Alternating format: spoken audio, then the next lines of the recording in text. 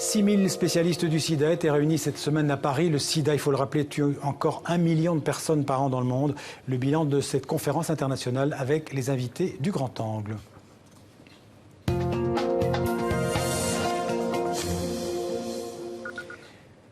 Et avec nous, deux invités sur le plateau du 64 minutes. D'abord, la professeure Christine Catlama, bonsoir. Bonsoir. Alors, vous êtes professeure de maladies infectieuses à l'hôpital de la Pitié-Salpêtrière à Paris et spécialiste du VIH, du virus, donc du sida. En face de vous, Marc 19, bonsoir. Bonsoir. Vous êtes le directeur général de l'association AIDE, qui est l'une des plus importantes associations de lutte contre le sida en France et en Europe. Alors, avant d'évoquer ensemble cette conférence de Paris, donc sur le sida et les espoirs pour les prochaines années, d'abord, en quelques mots, l'état des lieux de l'épidémie avec Antoine Delpierre.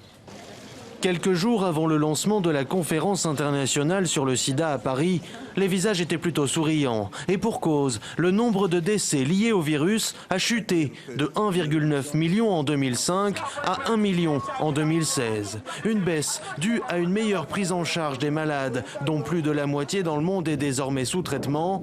Les antirétroviraux sont devenus de plus en plus accessibles. L'Afrique australe et de l'Est, qui regroupe la moitié des personnes infectées, ont vu les morts liées au sida chuter de 42% en 7 ans et les nouvelles infections reculer de 29%. Mais si ces chiffres sont encourageants, l'ONU-SIDA déplore une augmentation des infections et même des décès dans des pays d'Europe de l'Est et d'Asie centrale. Enfin, la population homosexuelle masculine reste la plus exposée au virus. Depuis les premiers cas diagnostiqués au début des années 80 dans le monde, 76 millions de personnes ont été contaminées par le sida, 35 millions sont décédés des complications dues au virus. Marc 19, globalement dans le monde, le sida perd du terrain, on peut dire ça? Alors le sida en tant que syndrome consécutif de l'infection à VIH, oui, parce qu'il y a eu des progrès considérables qui ont été réalisés grâce au traitement, grâce aux cliniciens et à la mobilisation internationale. On va parler de la prévention et des traitements. Mais l'épidémie en tant que telle, elle continue d'avancer, c'est-à-dire qu'il y a toujours plus de gens qui sont infectés par le VIH. Donc on est là dans un tournant assez important. Donc on peut toujours parler, professeur, d'une épidémie? Ah oui, ouais. Tout à fait. Alors elle se ralentit dans certains endroits parce que surviennent les efforts conjugués de la prévention, du dépistage surtout. Et puis il y a encore des gens qui sont porteurs du virus sans le savoir. Il y en a beaucoup. Énormément. Oui. En France, c'est énorme. Environ 30 000 personnes ne savent pas qu'ils sont séropositifs. Et dans le monde, probablement des millions. Des millions. Il y a des millions, Donc, l'un des objectifs, c'est de favoriser le dépistage. Et maintenant, il y a des tests d'autodépistage. C'est compliqué d'aller se dépister, mais on peut s'autodépister. C'est facilement accessible à tout le monde? Facilement accessible. Il y a des tas d'endroits, il faut faire cette démarche pour alors arrêter tout, parce qu'on peut tout arrêter. Alors on parlait prévention, on parlera des traitements avant, mais est-ce qu'on n'a pas un peu oublié la prévention ces dernières années? Eh bien pas du tout, parce que les traitements, ça c'est aussi le grand enseignement des 10 dernières années, c'est que le traitement est aussi un outil de prévention.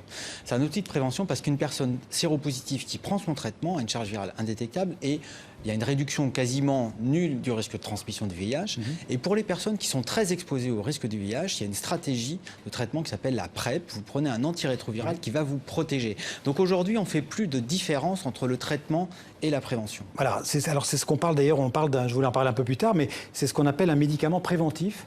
Voilà, c'est ça, donc c'est le Truvada, c'est comme ça qu'il s'appelle. C'est la PrEP. D'accord. Voilà. C'est celui-là, demain ce sera un autre. Le principe c'est... À qui il est destiné ce médicament-là? Alors il est destiné aux gens qui vont être extrêmement exposés, de par le mode de vie, de par le choix de vie, par exemple une communauté gay, mais aussi des femmes qui sont extrêmement exposées à des pratiques sexuelles ou voilà, travailleuses du sexe, et va permettre extrêmement efficacement, 86% d'efficacité. Alors c'est assez cher encore, j'ai vu que ça coûtait 400 € pour 30 comprimés. Le prix c'est relatif. Je dirais des tas de pays où c'est pas ce prix-là. On arrivera à des taux, mais c'est l'efficacité qu'il faut souligner. 86%, on n'aurait pas imaginé un vaccin faire cette performance. Et alors, il est accessible en France, ce médicament préventif? La France a choisi. Et se sont organisées des consultations spécifiques partout en France. Mais dans le reste du monde, il est disponible aussi, il est accessible, pas encore? Ça commence. Ça commence. En Europe, il y a quelques pays qui l'autorisent. Il y a quelques pays dans lesquels, comme la Grande-Bretagne, il n'est pas autorisé, mais il est possible pour les personnes, individuellement, d'acheter sur Internet en générique, D'accord. ce qui est beaucoup moins cher, mais ça veut quand même dire ce qui est important, c'est qu'il faut nécessairement être suivi par un médecin, parce que très régulièrement, il faut à la fois faire des dépistages du VIH, parce que si vous n'êtes pas observant, c'est comme le préservatif. Si on s'en sert, il protège. Si on s'en sert pas, il protège pas. Ben, là, pour la PrEP, c'est la même chose. Donc il ne suffit pas d'avoir le médicament, il faut l'utiliser Il faut correctement. l'utiliser et il faut faire des bilans pour s'assurer des questions de toxicité. Il faut rechercher les autres maladies sexuellement transmissibles, mais effectivement, cette approche est importante parce qu'il y a une prise en charge globale et réduire le taux de transmission, c'est quand même notre objectif à tous. Principal, ouais. Vous n'avez pas comme Mme Bergeron, je disais que la prévention, on avait un peu reculé. On en parlait moins du sida ces dernières années. C'était comme si c'était devenu banal. Non. Alors, Ouais. on en parle moins, ça dépend qui on est. C'est-à-dire que si vous êtes... ce qu'on sait, pour toutes les épidémies dans le monde, c'est que même dans les pays d'épidémie généralisée, où on va considérer qu'il y a plus de 1% de la population qui est contaminée par le VIH, ce sont des épidémies, y compris en Afrique, qui concernent d'abord les travailleuses du sexe, d'abord les usagers de drogue et d'abord les hommes ayant des relations sexuelles avec des hommes, dans tous les pays du monde. Et ce qui s'est passé en Europe, c'est-à-dire que plus les années passent, plus on sait des choses sur l'épidémie d'infection à VIH. Et donc la communication de prévention est devenue extrêmement ciblée. Alors si vous êtes un homme homosexuel à Paris ou ailleurs en France, vous avez des campagnes qui vous sont destinées. Donc si l'information arrive là où elle doit arriver. Elle doit arriver.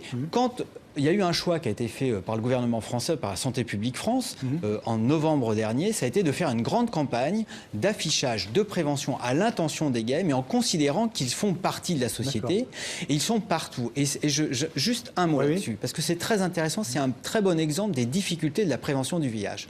On s'adresse à tous les hommes homosexuels en France en ayant des affiches partout en France où on voit des couples d'hommes homosexuels. Cette campagne a subi des attaques extrêmement violentes de certains partis politiques, de certains élus de la République, parce que ça reste encore en France inacceptable pour certaines personnes de faire des campagnes de prévention ciblées. Le VIH concerne certaines personnes plus que d'autres. Et on doit pouvoir s'adresser à elles. C'est la même chose pour les personnes originaires d'Afrique subsaharienne. Avant de parler des traitements, vous n'aviez pas l'air d'accord quand on parlait de prévention. Si, je suis tout à fait d'accord. Je pense simplement qu'effectivement, en 2017, il faut que chaque personne qui a été à risque, parce qu'on peut très bien avoir abandonné sa conduite à risque et être infecté depuis 10 ans, mais se poser la question de son statut à soi. Car à l'heure actuelle, on peut arrêter la réplication du virus, c'est-à-dire qu'on ne transmet plus du tout. On va vivre normalement, moyennant un traitement qui s'est simplifié. Donc ça me rend, moi, comme praticien, vraiment malade de voir des gens qui arrivent trop tard, qui ne se sont jamais dépistés, des praticiens, des confrères qui n'ont jamais proposé. Donc je dis à la communauté féminine africaine, faites-vous un test. Ouais. Parce qu'on peut vivre aujourd'hui avec le sida, il faut le rappeler. On peut vivre bien. correctement. Parfaitement bien. À l'heure actuelle, les études montrent que si on est traité tôt après son dépistage, Le plus tôt possible. le plus tôt possible, et qu'on prend son traitement qui sont vraiment améliorés, eh bien, la survie qu'on aura sera pas loin d'être identique si on ne fume pas 2 paquets de cigarettes par jour et qu'on ne boit pas. Les effets secondaires des médicaments sont plus ceux d'il y a 20 ans. Ça n'a absolument plus rien à voir. On a changé d'air de ce point de vue-là aussi. D'accord. Il y a vraiment... voilà. Et demain, on aura des traitements. Là, c'est encore J'allais tous dire, les voilà, jours. on peut parler des traitements. Quels sont les traitements dont on dispose aujourd'hui? Traitement simple, une gélule par jour, parfois 2, mais avec des traitements qu'on allège, et même plus pour tout le monde les trithérapies. Chez tout le monde, on peut mettre le virus au tapis. D'accord. D'accord ? Demain arrivent des traitements qui seront 1 fois par mois, 1 fois tous les 2 mois, en injection ou en patch. Voilà. Donc il y a vraiment une révolution thérapeutique. Plus ce médicament préventif dont on parlait tout à l'heure, qui est aussi une forme de traitement, enfin de traitement préventif. Qui est un médicament. Voilà. Donc, Comme Est-ce que- vous allez vous prophylactiser, vous allez prendre D'accord. une Pour le prévention pour le paludisme. paludisme. Voilà. Voilà. exactement pareil. Alors la grande question évidemment que tout le monde se pose, est-ce qu'il y aura, d'abord, est-ce qu'un jour il n'y aura plus de sida? Est-ce qu'on va l'éradiquer? Et puis avant ça, est-ce qu'on aura un vaccin qui permettrait, est-ce qu'il faudra vacciner tout le monde ou pas? Est-ce qu'on va vers un vaccin? Le vaccin, c'est compliqué parce que tout simplement, il n'y a pas d'immunité naturelle. Hein. Personne ne s'est jamais défendu contre le virus. Donc c'est très difficile de reproduire ce qui n'existe pas. En revanche, certainement qu'on aura des moyens de rendre silencieux le virus, peut-être même sans traitement, en l'endormant d'une certaine en manière. l'endormant encore plus, en le déchiquetant, en le neutralisant. Ça, on y croit. Maintenant, est-ce qu'on va vivre? Est-ce qu'on va venir à bout du VIH? Ben voilà, il y a 35 millions de gens infectés. Si 35 millions de ces gens étaient sous traitement parfaitement efficace, on ne transmettrait plus. Donc, une fois, ben voilà, dans 100 ans, quand tout le monde, idéalement, oui, le virus s'éteindrait, puisqu'il n'y a pas de réservoir dans l'atmosphère, il n'y a pas d'animaux, il n'y a pas, voilà, tout ça. Donc, on peut l'imaginer, mais c'est beaucoup d'efforts. Et quand vous disiez que c'est fini, l'opinion publique, les médias, si on meurt, ok, on fait attention, mais ça existe. Et le nombre croissant, l'indifférence, on a besoin des efforts. Je ne disais pas que c'était fini, je disais qu'on faisait comme si c'était fini. Voilà. Bah, parce qu'on a envie que ce soit fini. Oui. Le vaccin, vous l'espérez, j'imagine, vous y croyez pour bientôt? Alors pour bientôt, je ne crois pas, mais effectivement, ça peut être la solution qui peut sembler parfaite parce qu'on sait que pour d'autres pathologies, elle a été radicalement efficace. Mais ce qui vient d'être rappelé, c'est que là, on n'est pas du tout dans le même parallèle.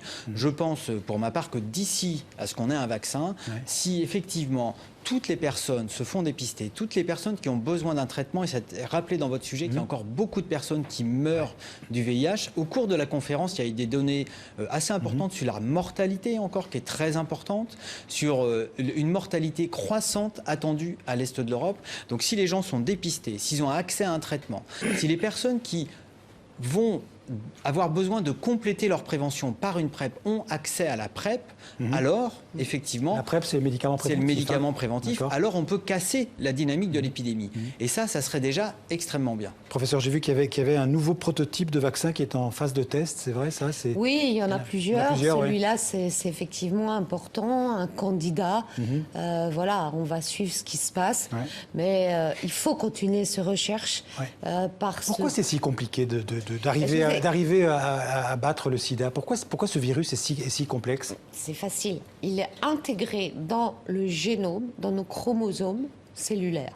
Et il est tapis, il ne parle pas. On ne sait pas désintégrer quelque chose qui est dans nos chromosomes. Donc, sauf à faire tout exploser. Donc, il faut à la fois, là, les chercheurs étudient les moyens de le rendre silencieux et d'intervenir par l'environnement immunologique extérieur. C'est un peu comme la révolution en matière de cancer. Et donc ça, c'est extrêmement intéressant. Les deux recherches sont parallèles. Les recherches, et cette année, pour la première fois, en amont de la conférence, il y avait un meeting joint.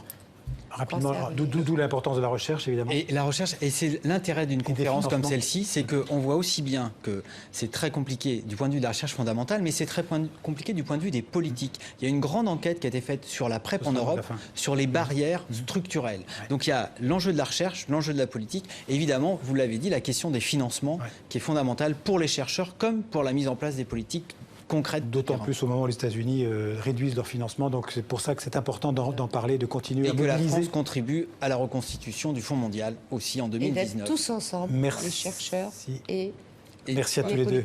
Merci Marie 19, merci Christine Clatlama d'être venue en parler sur le plateau du 64 minutes. On va passer